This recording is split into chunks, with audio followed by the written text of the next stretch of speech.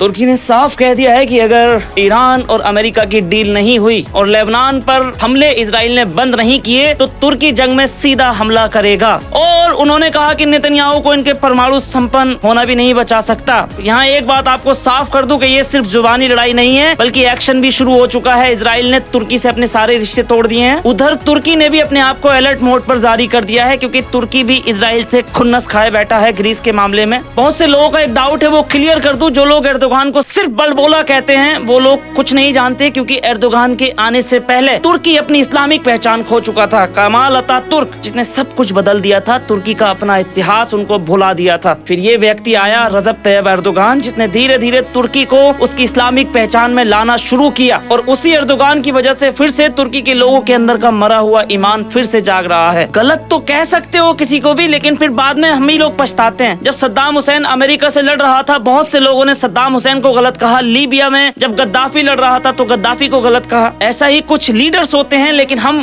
دوسروں کی باتوں میں آ کر کے چیزیں کر دیتے ہیں۔ ایران اور ترکی ان دونوں نے سب سے زیادہ غزہ کی مدد کی ہے، بس وہ سینا نہیں بھیج پایا، کیونکہ ایسا کرنے پر ترکی خود بری طرح سے تباہ ہوتا، کیونکہ اس سمے ترکی اکیلا تھا، ایران خود گھرا ہوا تھا، عمران خان جیل میں تھا، اور عرب امریکہ کی جھولی میں بیٹھے تھے۔ ترکی کے اوپر سینکشن لگ چکے تھے۔ اسی ٹائم کی بات ہے یہ، اسی پیریڈ کی جس ٹائم پر ترکی کی کرنسی گر رہی تھی۔